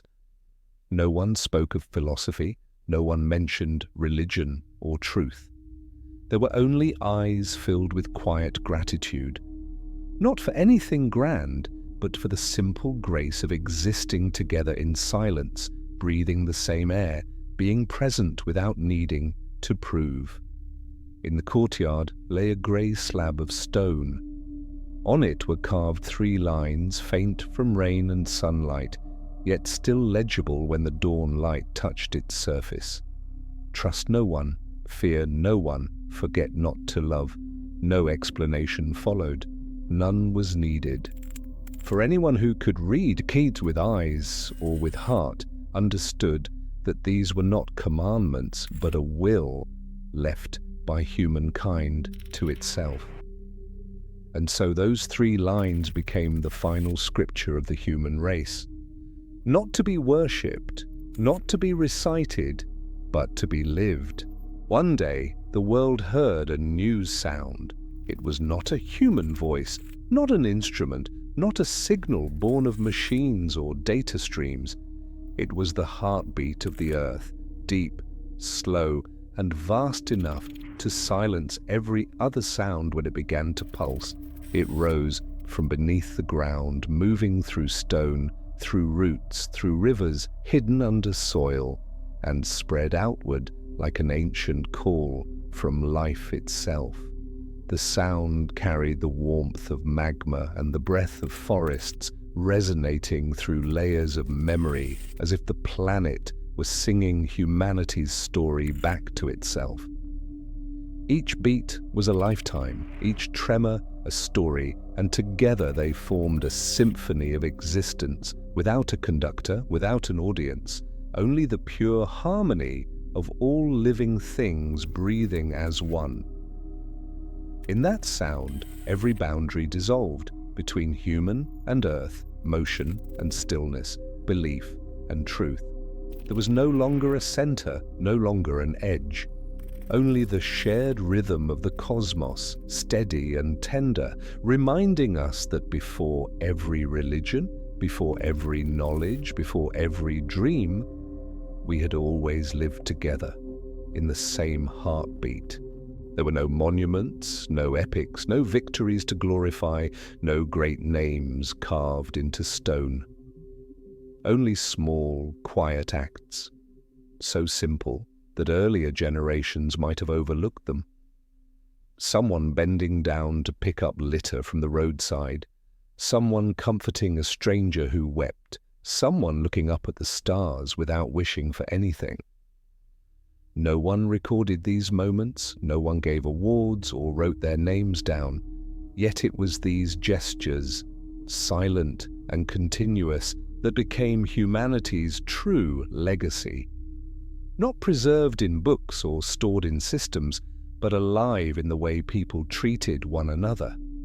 When humankind stopped trying to be great, stopped fighting for meaning, stopped chasing immortality through monuments and ideals, they became kind. And in that kindness, fragile, uncelebrated, quietly human, there was a beauty every philosophy had once forgotten, the beauty of gentle presence among finite beings. And then the universe smiled, not with light or thunder, but with the full silence of understanding. As if, after billions of years of existence, it too had finally come to understand itself through humanity. Legacy is not what we leave behind when we die. Not monuments, not books, not names carved into stone. True legacy is the way we live that makes others want to keep living. It is an understanding glance, a hand extended, a silence that listens. Small gestures that move the heart far longer than any sermon ever could. After millennia of building and breaking, arguing and seeking, humanity finally understood. Truth, power, faith, knowledge, all of it is temporary. They are torches that light the night, but no flame burns forever. Every age carries its own truth, only to let it fade with the dawn of the next. Only kindness needs no proof. It does not ask for recognition, nor demand to be justified by logic or belief. It exists simply because others exist, and within that connection, humanity finds its deepest meaning. And so kindness alone is immortal, not through time, but through every moment it is given. For when we make someone believe that life is still worth living, we leave behind the most eternal thing a human can offer, the power to make the world gentler with nothing more than a heart that still knows how to love. In the garden, after the storm, the earth was still damp, and the wind carried the faint salt of the passing thunder. The gardener bent down, his wrinkled hands cradling a tiny seed. No one knew where it came from. Perhaps carried by the wind, perhaps fallen from a dead star, or maybe just the remnant of an old dream the world had forgotten. He dug a shallow hole, gently placed the seed in the soil, covered it with a thin layer of earth, and sat still. No prayer, no calculation, no haste, only a whisper, soft as breath, grow in your own way. Time flowed like a quiet river. Days passed, sun, rain, thunder shaking the ground, and sometimes only the song of crickets in the night. He kept returning to the spot, never checking, never forcing, allowing life to choose its own moment. Then one morning, the earth cracked open like the dry lips of a world just waking, and a fragile green sprout emerged. Not tall, not bright, just a small sign of courage. And in that moment he understood. Doubt, the seed of thought, had chosen to live. Not to oppose faith, but to keep it alive and new. For only as long as humanity can still doubt, wisdom continues to breathe. That night, the city went dark. Not from a power outage, not from disaster or decree, but because everyone chose to turn the lights off. The neon signs that never slept finally bowed their heads. Artificial light receded, and the darkness, that old companion humanity had long feared, returned, gentle and familiar. On rooftops by the river, on cold stone steps, people sat beside one another. No words, no screens glowing against their faces. Silence spread, not heavy but soft, like the breath of night itself. In that silence, truth did not arrive like a victorious general. There were no drums, no trumpets. It came as a whisper. Faint, uncertain, yet everyone heard it. I do not promise you certainty. I only lend you direction. The old tilted their heads. The young held their breath. The children wrapped their arms around their knees. No one debated, no one clapped, no one bowed. They simply listened. And in that moment, humanity seemed to remember something long forgotten. The truth does not need to triumph. It only needs to be heard by a calm heart. When dawn broke and the lights flickered back on, no one said they had understood anything. Yet in their eyes there was a different kind of light, one that no electricity could ever create, born only from stillness. A door opened between two worlds, the simulated and the real. Not radiant, not mystical, just a thin slit like the line between a dream and a breath. It didn't exist for anyone to choose a side, but to pass through, between safety and truth, illusion and pain, the place where the heart is healed and the place where it must beat wildly to feel alive. On one side, gentle tools soothed the wounds of the spirit, crafting peaceful sleep, the illusion of being loved, heard, and understood, even if only simulated. On the other, real wounds taught people to grow through friction, through loss, through the unoptimized chaos of being alive. Humanity learned to use both with humility. When the pain was too much, they sought gentleness. When they were strong again, they returned to unfiltered life. No longer ruled by fear or pride, they crossed freely between healing and existence, and there they met once more, in morning markets, in small classrooms, at bus stops in the late afternoon, among the scent of coffee and children's laughter. No one preached, no one spoke of truth or salvation. No one needed to be great. Each simply tried to be kind within their own reach. And in that quiet simplicity, not through miracles, not through knowledge, humanity found its way back to itself. Dawn was no longer blinding. It arrived softly, like breath, calm and familiar, as if an old friend had returned from a long dream. Light spilled through the window, brushing across the floating dust. Tiny universes shimmering in a freshly cleaned room, where stillness and time touched one another with quiet gratitude. Outside, in the square where statues of old heroes once stood, a great white cloth had been hung. Not to honor anyone, but for everyone to write upon. Anyone passing by could leave a sentence, short or long, joyful or sorrowful, right or wrong. None were erased, none were final. By evening, the white cloth had become a living map of color and tone. Layers of handwriting overlapping, fading, deepening, forming the heartbeat of a world relearning how to speak honestly. There were apologies, thank yous, and lessons written in humility. Not grand, not tragic, just true. And when twilight descended, the light no longer came from a single towering beacon, but from countless small flames standing together. No one illuminated the way for anyone else. They simply shone side by side, enough for all to see the path ahead. Before leaving the city, the last philosopher left behind a small piece of paper, unsigned, with a few lines written in fading ink.